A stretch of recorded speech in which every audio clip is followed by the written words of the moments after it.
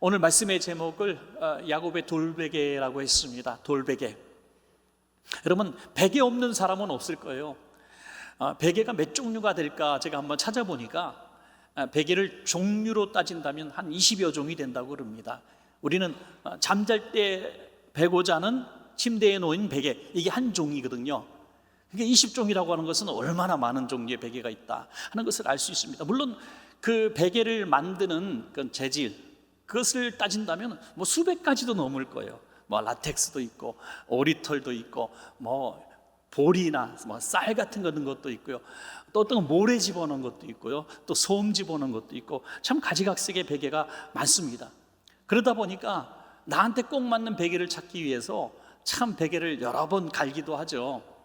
어떤 분은 여행을 왔는데, 해외여행을 왔는데 가방에 베개가 들었더라고요. 베개가 큼지막한 베개가 들었어요. 죄송합니다. 여러분 중에 여러분이 있는지도 모르겠습니다만 그 베개를 들고 온 이유를 깜짝 놀랐어요. 이거 없으면 잠을 못 잔다는 거예요. 그 베개가 너무 익숙해가지고 어떤 베개를 베도 잠을 잘 수가 없다. 민감한 그런 내용이죠. 베개라고 하는 것은 그렇게 중요한 것이고 또 우리 깊은 수면을 취하는 데 도움을 주는 것입니다. 그래서 베개에 투자를 많이 하죠. 오늘 그런데 야곱을 보니까 돌을 베개 삼아 자고 있었다. 돌베개, 큰일 날 일이죠. 옛날 어른들이 뭐라 그럽니까? 차가운 바닥에 돌베개 베고 자면 어떻게 되나? 뭐 입이 돌아간다, 뭐 그렇게 말씀하시잖아요. 굉장히 위험한 일이죠. 그런데 야곱은 어쩔 수 없이 돌을 베개 삼아 잘 수밖에 없는 그런 상황에 놓인 것 같습니다. 왜냐하면 집을 이제 떠나서 삼촌 집으로 가는 그 광야와 사막길을 건너는 중에 잠시도 긴장을 늦출 수가 없었습니다. 왜냐하면 형이 자기를 죽이려고 작정하기 때문이죠. 불이 나게 도망가고 있었습니다. 뭐 특별히 챙긴 것도 없이 그냥 밤에 뛰어나왔는지 모르겠습니다. 한참을 가다 보니까 이제 어느 숲속에서 잠을 자게 되는데 뭐 특별한 울창한 숲은 아닐 거예요. 이 브엘사바에서 아란까지 한 800km 된다고 하는데 거의 사막과 광야 또 이런 거칠은 땅을 지나야만 하는 곳이었기 때문에 아마도 벌판이나 광야였을 겁니다. 그곳에서 짐승이 옆에 다가올지도 모르는 그런 두려운 환경 가운데서 잠시 자는 겁니다. 잠시. 마음은 너무 허전하고 외롭고 두려웠던 그런 상황입니다. 어떻게 살아갈 것인가, 너무 끔찍한 내일을 준비하는 그런 시간입니다. 자, 그렇다면 이 이야기를 우리가 왜 하고 있습니까? 야곱이 돌베개 베고 잘 정도로 너무 힘들었다, 고난이 굉장히 심했다, 그것을 이야기하고자 하는 것이 아닙니다. 그런 돌베개를 벨 수밖에 없었던 야곱이 그 돌베개를 가지고 성전의 기둥으로 삼는 위대한 역사를 이루어냈던 것이죠. 자기 인생의 최고의 고난의 시기, 자기를 정말 가장 힘들게 만들었던 그 사건의 현장 속에서 하나님의 성전을 세우는 기적이 일어나게 되는 것입니다. 여러분, 야곱의 하나님이 우리 하나님인 줄로 믿습니다. 저와 여러분도 마찬가지라는 것이죠. 시편 146편 5절에 야곱의 하나님을 자기의 도움으로 삼으며 여호와 자기 하나님에게 자기의 소망을 두는 자는 복이 있도다 라고 말씀했습니다. 야곱의 하나님이 우리 하나님이기 때문에 야곱이 돌베개에서 그 성전 기둥을 삼았던 것처럼 저와 여러분이 제일 힘든 시기를 혹시 지나고 있다면, 야곱이 돌베개를 쥐고 있는 그 고난의 시간을 지나고 있다면 우리는 절대로 낙심할 필요가 없는 것입니다. 야곱이 그 고난의 돌베개를 가지고 성전 기둥을 세웠던 것처럼 우리도 장차 이 최고로 힘든 고난의 시기를 통해서 나는 반드시 일어나서 반드시 승리해서 야곱처럼 하나님께 영광 돌리리라 결단하는 시간 되어야 될 줄로 믿습니다. 여러분, 첫 번째로 우리가 생각할 것은 야곱의 돌베개는 무엇인가? 야곱의 돌베개는 고난이라고 하는 돌베개다 하는 것이죠. 고난. 창세기 28장 10절에서 11절 말씀 봅니다. 야곱이 브엘세바에서 떠나 하란으로 향하여 가더니 한 곳에 이르러는 해가 진지라. 거기서 유숙하려고 그곳에 한 돌을 가져다가 베개로 삼고 거기 누워 자더니, 캄캄한 밤, 어두운 밤입니다. 그곳에서, 아무도 없는 곳에서 돌을 베개에서 잠을 청하고 있는 그 모습이죠. 여러 가지로 참 힘들었을 겁니다. 그 마음이 얼마나 힘들었을까요? 형이 자기를 죽이려고 합니다.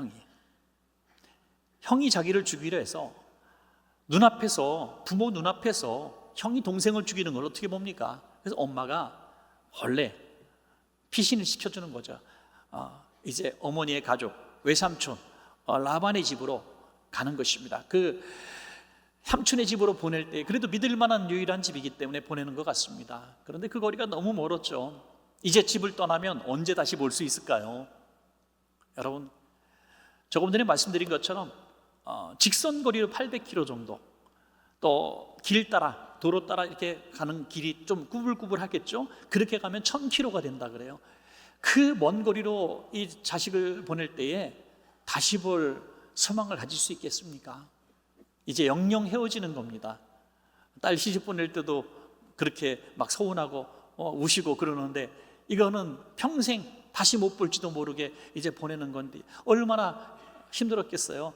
그 눈물이 머금 모습으로, 그 힘든 마음으로 광야 한복판에서 따뜻한 집이 아닌 바로 그 추운 곳에서 자기 옷을 입을 삼아 돌을 베개하고 자고 있는 처량한 야곱의 모습이죠. 누가 친구라도 있으면 좋을 텐데, 동행자라도 있으면 좋을 텐데, 종이라도 있으면 좋을 텐데 혼자입니다.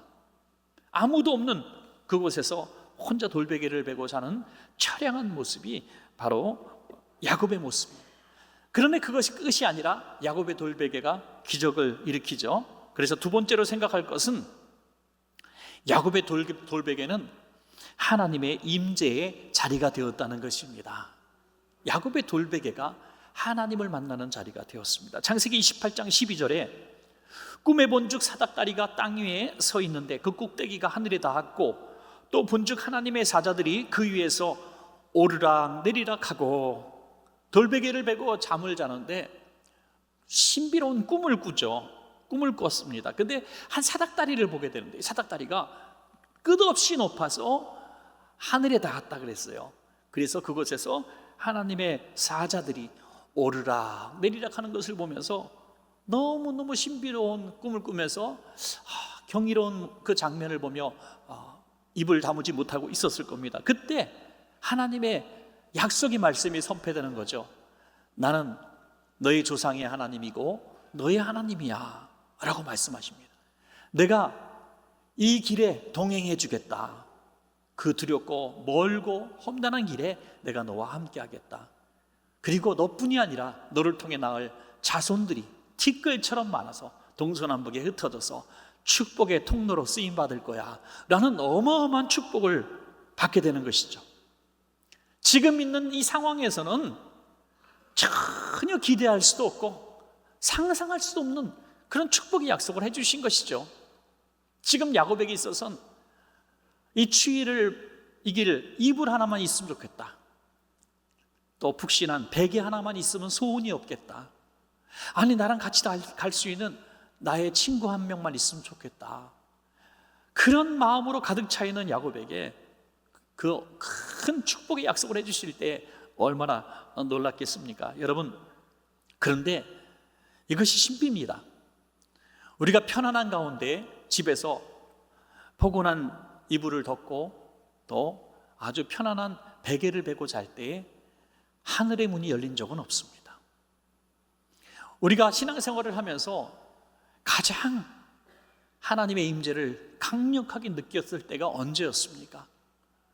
가장 편안한 순간, 잘 나갔을 때가 아니라 바로 야곱처럼 마음도 상하고 몸도 피곤하고 내일 어떻게 살아가야 할까 막막하기만 하고 너무 외롭고 고독했을 때 하나님이 그 자리에 오지 않으셨습니까, 여러분? 그것이 바로 고난의 돌베개 가운데에 우리 하나님이 임재하시는 것이죠. 하늘에 닿은 사닥다리가 왜 필요했을까요? 야곱에게는 사방이 다 막혔기 때문입니다. 사방이 다 막혔어요. 길이 없습니다. 희망이 없습니다. 그때 하늘로부터 하나님의 임재가 있게 되는 것이죠. 제가 가깝게 지내는 목사님 중에 한 분이 이제 자기 교회 성도의 이야기를 해주셨는데요.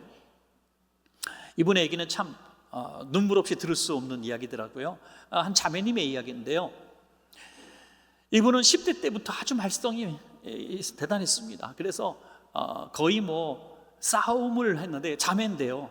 그 남자들하고 그렇게 싸우고 다니고 병원에 입원하기까지 막 일진놀이를 했던 것 같습니다.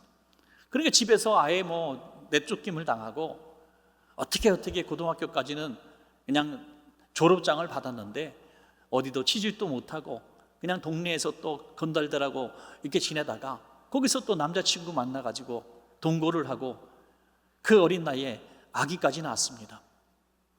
그런데 이 철부지 남자친구가 아기를 낳은 걸 보고 덜컥 무서워서 도망가 버렸어요.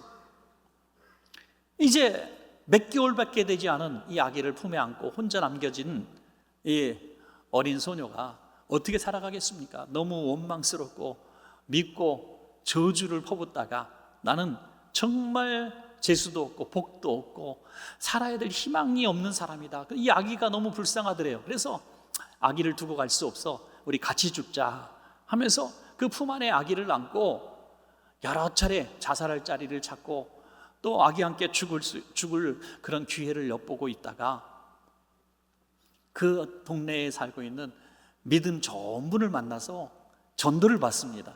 평생 교회를 가본 적이 없는데 교회를 가자 그러니까 교회가 뭐 그냥 뭐 가기 싫은 좀 딱딱한 곳, 힘든 곳이라고 생각했지만 그래도 지금 뭐 오라는 데도 없고 갈 데도 없고 내일 죽으려고 하는 사람이 무슨 뭐 못 갈 데가 어디 있겠습니까? 그래서 뭐 한번 어차피 죽을 인생 한번 가보자 하사 갔다가 어떤 일이 벌어졌을까요? 절망의 끝자락에서 돌베개 베는 그 순간, 아무도 없는 그 순간에 주님을 만난 줄로 믿습니다. 강력하게 주님을 만난 거예요. 첫 시간부터 은혜를 받고 그냥 눈물 콧물 쏟으며 인생의 희망을 갖기 시작하고 지금 14년, 15년 정도 지났는데요. 지금은 교회에서 없어서는 안 될 중심 사역자로 쓰임받고 있답니다, 여러분. 하나님 이런 분이십니다. 이런 분이십니다. 이걸 어떻게 설명할 수 있고 이런 변화에 대해서 어떻게 말할 수 있을까요? 저는 새 가족을 환영할 때마다 정말 감격하게 되는 부분 중에 하나가 우리 성도님들의 고백입니다. 그것도 뭐 교회를 이렇게 옮긴 그런 수준이 아니라 20년, 30년 동안 주님을 떠나서 고난의 시간을 보내다가 주님이 부르시는 그 손길에 거절할 수 없어서 정말 눈물 콧물 흘리며 주님 앞에 돌아온 분들이 종종 있습니다. 어떤 성도님은 한 20, 30년 만에 처음 교회를 나오셨는데요. 한때는 열심히 다녔던 분인 것 같아요. 근데 그분이 이제 한마디로 고백을 하셨는데 지금도 마음에 남아 있습니다. 20, 30년 동안 주님을 떠나서 살다가 오늘 왔는데 지금 깨닫게 되는 건 그 20, 30년 동안도 주님은 나를 한 번도 떠난 적이 없으신 것 같아요. 이런 말씀을 하시더라고요. 주님을 떠나서 살았지만 주님은 나를 한 번도 떠나신 적이 없는 것 같아요. 그러면서 눈물을 흘리시며 고백하는데 너무 저는 감사했습니다. 그걸 안다는 게 너무 놀라운 거 아니겠어요? 그걸 안다는 게. 여러분, 고난의 돌베개에 지금 머리를 대고 있는 이 순간에도 그 젖먹이 아기를 버리고 아내를 버리고 달아나버린 그 남편이 있고 아무도 없는 죽음만 생각하는 그 처절한 그 삶의 환경에 그 빈틈 속에 주님이 찾아오신다는 것은 참 큰 은혜가 아닐 수가 없습니다, 여러분. 오늘 우리에게도 꼭 필요한 은혜가 바로 이런 하나님의 임재인 줄로 믿습니다, 여러분. 하나님께서 오늘 이런 축복들을 주시죠. 먼저 나는 너의 하나님이야. 너는 지금 아무도 없다고 생각하지 마. 내가 너의 보호자다라고 말씀하고 있는 것이죠. 창세기 28장 13절에 보면 나는 여호와니 너의 조부 아브라함의 하나님이요 이삭의 하나님이라. 무슨 말입니까? 나는 너의 할아버지의 하나님, 그리고 너의 아버지의 하나님, 그리고 지금은 너의 하나님이야 라고 말씀하십니다. 이 집을 떠나면 자기는 가문과 단절된다고 생각했습니다.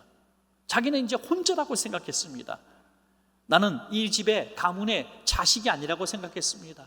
그런데 하나님은 너의 할아버지, 너의 아버지 하나님인 것처럼 너의 하나님도 되니 너희 가문을 통해서 너희 후손이 나올 거야 라고 말씀하고 있는 것입니다. 두 번째로 너는 복을 받고 복을 주는 자가 될 거다 이렇게 얘기합니다. 창세기 28장 14절입니다. 내 자손이 땅의 티끌같이 되어 내가 서쪽과 동쪽과 북쪽과 남쪽으로 퍼져나갈지며 땅의 모든 족속이 너와 내 자손으로 말미암아 복을 받으리라. 아멘. 지금 자기의 생명조차 보장받을 수 없는 그런 상황 가운데서 가장 큰 생명의 보장의 약속이 뭘까요? 내 자손들이 아주 번창해서 이 동서남북에 다 거하게 될 거야. 이건 무슨 뜻입니까? 최소한 내가 안 죽겠구나 하는 생각하지 않겠어요? 그리고 수가 많은 자손의 복만이 아니라 그 자손들이 어떤 자손들이 되느냐, 어디 가든지 복을 주는 자녀들이 될 거야 라고 말씀합니다. 여러분, 이게 정말 큰 복인 것 같아요. 우리 자녀들을 위해서 기도할 때에도 하나님, 우리 자녀가 공부도 잘하고 좋은 학교 가고 좋은 직장 가고 좋은 배우자 만나 결혼하고 또 잘 먹고 살고 이런 복을 내려주십시오라고 기도하는 것도 참 좋겠지만, 거기서 하나 더 우리 그리스도인들은 더 좋은 기도를 해야 됩니다. 하나님, 우리 자녀들이 복을 주고 복을 받고 또 하나님의 영광을 돌리는 그런 자녀가 되게 해 주십시오. 그게 정말 중요한 거 아니겠습니까? 우리 자손 가문 대대로 신앙이 명문가가 되는 그런 꿈을 꾸는 것이죠. 그 복을 받은 것입니다. 그리고 이 외로운 광야길에 너를 흘려 버려두지 않고 내가 동행해 주겠다. 지금 야곱에게 있어서 가장 슬픈 것 중에 하나가 아무도 내게 없는 거거든요. 그런데 동행해 주겠다고 약속해 주셨습니다. 창세기 28장 15절에 내가 너와 함께 있어 내가 어디로 가든지 너를 지키며 너를 이끌어 이 땅으로 돌아오게 할지라. 내가 내게 허락한 것을 다 이루기까지 너를 떠나지 아니하리라 하신지라. 아멘. 여러분, 하나님은 우리와 함께하기를 기뻐하십니다. 그래서 예수님이 이 땅에 오신 그 이유도 우리와 함께 있게 하고 싶어서 임마누엘로 오셨다고 말씀하고 있습니다. 얼마나 감사한 일입니까, 여러분? 그런데 그 임마누엘의 하나님을 언제 강하게 만날 수 있는가? 바로 편안한 자리가 아닌 고난의 돌베개를 베고 있는 그 자리에서 그 하나님을 만날 수 있다는 것, 참 신비로운 일이 아닐 수가 없습니다. 사랑하는 여러분, 지금 여러분들의 삶이 너무너무 힘들고 고달파서 내가 바로 야곱의 돌베개구나, 형제들이 나를 버리고 집을 떠나고 가난하고 두렵고 미래가 없고 외롭고 고독하고 이런 상황이 바로 내 상황이구나 라고 생각할지 몰라도, 여러분, 이것은 어찌 보면 꼭 나쁜 것만은 아닙니다. 언제 때보다 어느 때보다도 살아계신 하나님을 인격적으로 만날 수 있는 그런 기회가 될 수도 있기 때문인 것이죠. 오늘 성경의 야곱도 이전에 하나님을 이렇게 만난 적이 없습니다. 가장 인격적으로 가장 정확하고 확실하게 만난 최초의 사건이 여기서 등장하게 된 것이죠.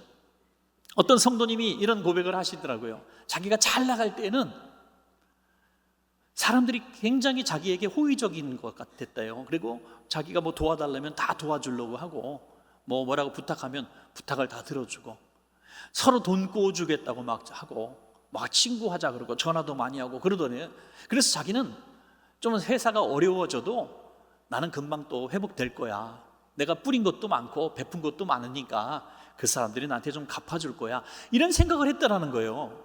그래도 사람이 양심이 있잖아요. 남들 많이 도와주며 살았으니까. 그런데 자기가 회사가 어려워지고 나니까 아무도 찾아오지 않더라. 아무도 찾아오지 않더라.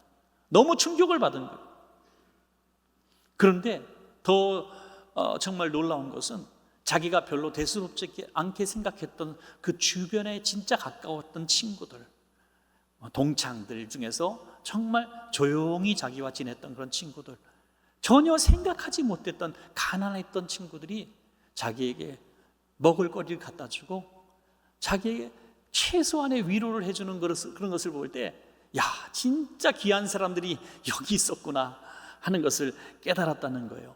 바로 주님이 바로 그렇게 임마누엘로 오셨기 때문에 낮고 천한 이 땅에 마국간에 오신 줄로 믿습니다, 여러분. 그것이 아니면 주님을 만날 수가 없기 때문이죠. 그래서 그 사실을 깨달은 야곱은 너무 감사해서요, 창세기 28장 16절 17절에서 이렇게 큰 소리로 고백합니다. 야곱이 잠이 깨어 이르되 여호와께서 과연 여기 계시거늘 내가 알지 못하였도다. 이에 두려워하여 이르되 두렵도다. 이곳이요 이것은 다름 아닌 하나님의 집이요 이는 하늘의 문이로다 하고 라고 했습니다. 돌베개를 베고자 했던 가장 최악의 그 자리, 최악의 상황이 하나님을 만나는 하나님의 천국이고 하나님의 집이었던 땅이었던 것을 이제 놀랍게 깨달은 것이, 여기 보면 여기 이곳 이런 얘기를 합니다. 똑같은 자리라는 거예요. 똑같은 자리인데 그 똑같은 자리가, 그 돌베개를 베고자 하는 그 처참한 그 상황이, 그 자리가 하나님의 집이 되고 하나님을 만나는 장소가 되었다는 그런 고백을 하고 있는 것입니다. 사랑하는 여러분, 저는 우리 예배하는 우리 원천교회 이 예배당이 바로 돌베개를 베고 찰 수밖에 없는 성도님들이 와서 하나님을 만나는 하늘에 열린 사닥다리가 있는 하나님의 집이 되기를 소원하는 것입니다. 여러분, 이곳에서 하나님을 만나야 된다. 이곳에서. 그렇다고 해서 이곳이 갑자기 하나님의 나라가 되는 건 아니잖아요. 우리는 또 고난의 베개를 베고 살아가야만 하는 세상 속에서 또 살아가야 합니다. 그럼에도 불구하고 똑같은 이 상경이지만 우리가 예배하는 이 순간에, 놀라운 환상과 꿈을 꾸는 이 순간에 하늘로부터 연결된 사닥다리를 볼 수 있고 우리 하나님의 어루만지심을 만질 수 있는 이 자리가 된다면 바로 이곳이 천국이 아니겠습니까, 여러분? 이것이 베델이고 하나님의 집인 것입니다. 그래서 우리는 마음의 소원을 가져야 합니다. 단순한 위로를 받는 곳이 아닙니다. 한 주간의 삶이 지치고 너무 피곤해, 너무 고달프고 너무 외롭고 인생의 절망 끝에 나를 위로할 사람도 없고 친구도 없으니 교회에 와서 말씀 듣고 좀 위로도 받고, 성도들이 위로하는 위로도 받고 좀 웃기도 하고 이렇게 교제하다가 하면 좀 마음이 편안하면 없겠다. 그게 아닌 것입니다. 이곳에서 살아계신 하나님을 만나기를 원합니다. 살아계신 하나님을 만나야 합니다. 베델이 되어야 한다고 하는 것이죠. 이곳에서 세상을 바라보지 말고 사람을 바라보지 말고 주님을 바라보기 위해서 눈을 드시길 바랍니다. 시편 122편 1편 1절과 2절에 내가 산을 향하여 눈을 들리라. 나의 도움이 어디서 올까? 나의 도움은 천지를 지으신 여호와에게서로다.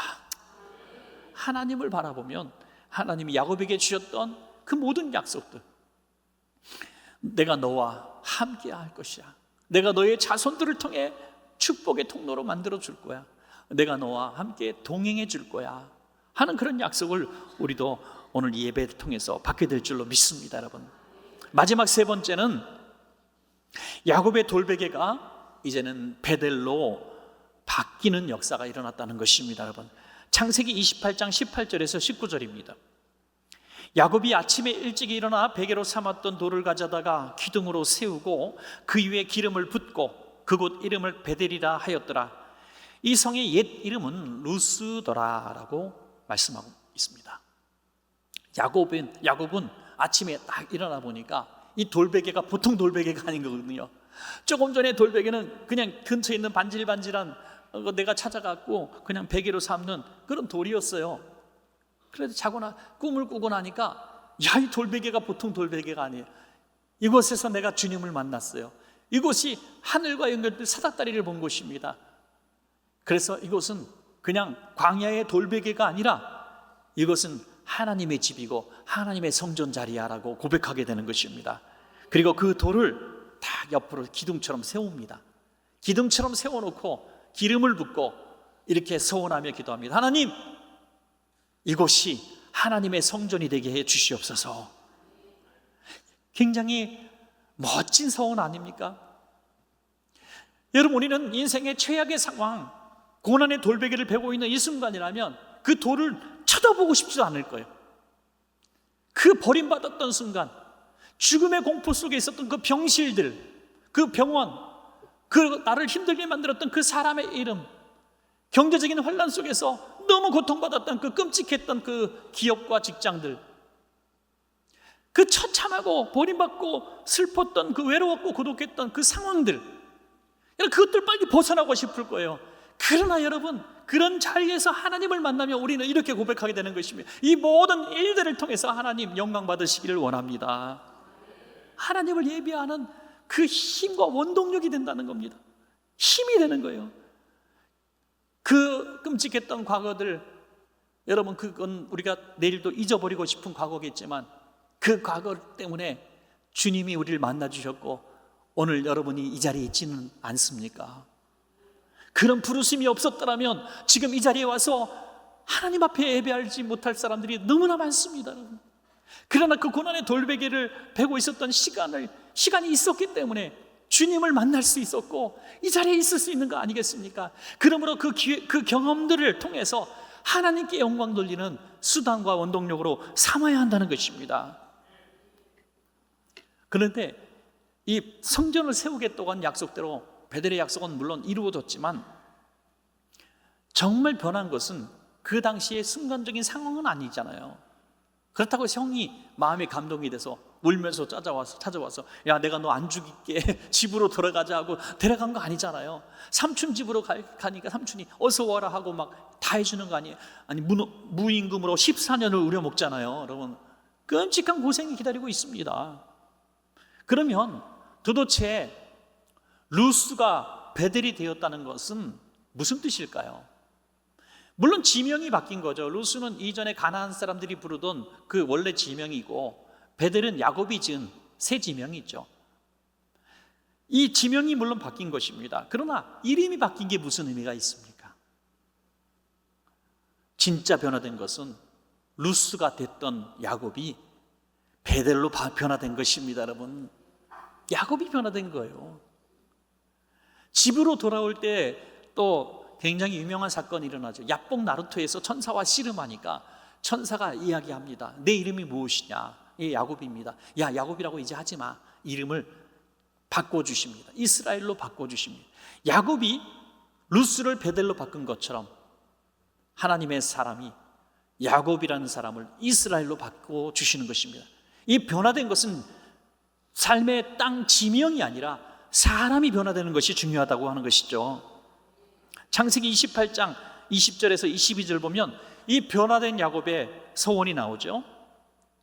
야곱이 서원하여 이르되 하나님이 나와 함께 계셔서 내가 가는 이 길에서 나를 지키시고 먹을 떡과 입을 옷을 주시어 내가 평안히 아버지 집으로 돌아가게 하시오면 여호와께서 나의 하나님이 되실 것이요 내가 기둥으로 세운 이 돌이 하나님의 집이 될 것이요 하나님께서 내게 주신 모든 것에서 10분의 1을 내가 반드시 하나님께 드리겠나이다 하였더라. 야곱의 이 고백, 어찌 보면 이 상황 가운데서는 별로 우리를 감격시키지는 않죠. 원래 아무것도 없으면 서원도 잘할 수 있습니다. 여러분, 저는 이렇게 쉽게 말할 수 있습니다. 로또 복권 100억만 맞게 해주시면 제가 90억을 헌금 드릴 수 있습니다. 10억은 제가 쓰고 뭐 그까짓 거 10억, 그죠? 이런 얘기는 누가 못합니까? 사람이 약해지고 벼랑 끝에 모이면 목숨만 살려주세요라고 말하게 돼 있어요. 목숨만 살려주세요. 그때는 다 그냥 그래요. 그런데 서원을 지키는 것이 위대한 것입니다, 여러분. 지키는 것이 위대한. 우리가 가만히 생각해 보면 하나님 앞에 서원했던 것들, 약속했던 것들 너무나 많이 못 지킨 게 많이 있을 거예요. 너무나 많이. 그때는 너무 다급해서 그랬고 너무 힘들어서 그랬고 돌베개가 있었기 때문에 너무 힘들어서 그랬는데 좀 살만하니까 잘 안 되는 거예요. 그런데 여러분, 그 약속한 대로 하나님의 성전이 되게 하고 지금은 아무것도 없지만 하나님이 허락하신 것에 10의 1조를 드린다는 이 서원은 야곱은 다 지킴으로 말미암아 큰 복을 받은 사람이 되었습니다, 여러분. 이 시대에도 그렇게 야곱처럼 서원해서 야곱처럼 복을 받은 사람들이 너무나 많습니다. 뭐 외국의 유명한 그 전기에 나오는 사람들 빼고도 우리나라에서 대표적으로 요즘에 잘 알려진 사람 중에서 최의승 장로님이라는 분이 계시잖아요. 이분도 야곱처럼 서원해서 복을 받은 사람이라고 간증합니다. 이분 어릴 때 너무너무 가난한 분이었죠. 지독히도 가난한 분입니다. 쌀커녕 보리도 밀가루도 없었습니다. 산에 가서 풀을 뜯어서 드셨고 나무 껍질을 벗겨서 연명한 적도 있고요. 제대로 옷 한 벌 입지 못해서 다 누더기 같은 옷 한 벌 가지고 그냥 한 계절을 나야 했습니다. 때로는 신발이 없어서 맨발로 다닌 적도 있었다고 합니다. 여러분, 아주 어린 노년의 시대도 아니고 지금 이렇게 가난한 사람이 있었을까 할 정도의 가난함. 이분의 그때 소원이 뭐냐고 누가 물어봤을 때 그는 거침없이 대답했던 말이 이것입니다. 국밥 한 그릇 시원하게 먹어보는 게 소원이었다는 거예요. 국밥 한 그릇, 혼자서 국밥 한 그릇을 먹어보는 게 소원이었다. 너무너무 그것이 먹고 싶었는데 그걸 사 먹지 못했다는 것입니다. 이제 청소년 시절에 너무너무 배고픈데 먹을 것이 없어서 그 10대 때 교회를 갑니다. 교회 가서 그냥 하나님, 저 밥 먹고 살게 해달라고, 잘 살게 해달라고 그렇게 울부짖으며 기도하다가 성경책을 끌어안고 통곡하며 이렇게 울었답니다. 서원을 한 거예요. 야곱처럼. 하나님, 나는 희망 없는 사람입니다. 나는 절망적인 사람입니다. 만약에 하나님께서 제게 복을 주시면 교회 100개를 짓겠습니다. 그 교회 100개 짓는 것이 만만한 것이 아닌데 그냥 뭐 100이면 좋은 숫자니까 그냥 외친 것 같아요. 100개를 짓겠습니다. 100개를 짓겠습니다. 저 오지에, 저 힘든 지역에, 자기 힘으로 교회를 줄 수 없는 곳에 100개를 짓겠습니다. 저는 사실 여기서 우리 교회도 100개의 모티브가 나온 것이죠. 그리고 사업을 할 때 여러분, 돈이 어디 있습니까? 사업을 하면, 사업하는 분들 좀 제가 보니까요, 직장인보다 돈이 더 없어요. 조금 생기면 메꾸고, 조금 생기면 직원들 월급 주고, 조금 생기면 또 투자해야 되고, 본인은 맨날 돈이 없어요. 예. 굴러가야 되는 바뀌니까요. 그래서 사업하는 분이 돈이 더 없어요. 돈을 쓸 수가 없어요. 그런데 이 최장로님은 너무너무 힘들게 혼자 일어나서 사업을 하니 사업도 여러 번 실패하고 그래요. 그러는 가정 속에서도 교회를 하나씩 지어나가다가 결국 100개를 다 지었습니다. 그리고 하나님이 큰 복을 주셔서 기업체를 여러 개 갖고 지금 계시고요. 75세 때 바로 얼마 전에 대한민국 국가조찬기도회 회장까지 되셔서 지금 남겨진 생애 가운데 200개 교회를 짓겠다고 선언하고 교회를 짓고 계십니다. 여러분, 이런 위대한 비전들 가진 사람은 많지만 지켜나가는 사람은 별로 없습니다. 오늘 우리가 눈도 한번 크게 딱 뜨고 하나님이 내게 허락하신 시간들, 오늘 귀한 아기 이름처럼 정말 하나님이 주신 시간에 때가 있습니다. 그 시간에, 그 기회에 우리가 꼭 잡아야 되는데 그 기회가 언제냐? 지금 돌베개를 베고 있는 이 순간이 기회입니다, 여러분. 왜요? 너무나 평안하고 잘 되고 순탄할 때는 우리 이런 소원을 할 사람이 없어요. 아무도 안 합니다. 편안한데요, 뭐 걱정이 없는데 뭘 소원합니까? 지금 이대로가 좋사오니 하잖아요.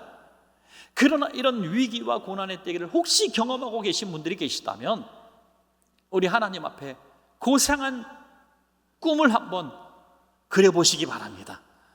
야곱처럼 말이죠. 하나님, 제가 하나님의 영광을 위해서 살아보고 싶습니다. 그런데 지금 내가 너무 힘이 없습니다. 이 고난의 돌베개에서 제가 서원하오니 이 고난의 현장, 고난의 돌베개가, 나의 인생의 돌베개가 하나님의 성전이 되게 하시고 주님의 영광을 올려드리는 제 결심이 되게 하여 주시옵소서 하라고 우리가 기도하는 거 하나님이 들어주실 줄로 믿습니다. 여러분 말씀을 맺겠습니다. 야곱의 고난의 돌베개는 꼭 나쁜 것만이 아니었습니다. 그것은 자신의 실수건 누구의 잘못이건 상관이 없습니다. 지금 처한 환경이 고난의 돌베개라면 그 고난의 돌베개에 하나님의 임재하심이 있기를 축복합니다. 여러분, 하나님을 만나는 자리가 되어서 그 돌베개가, 고난의 시간들이 오히려 하나님을 예배하는 베델이 되고 미래에 하나님을 영화롭게 하는 결단의 장소가 되시기를 간절히 축원합니다.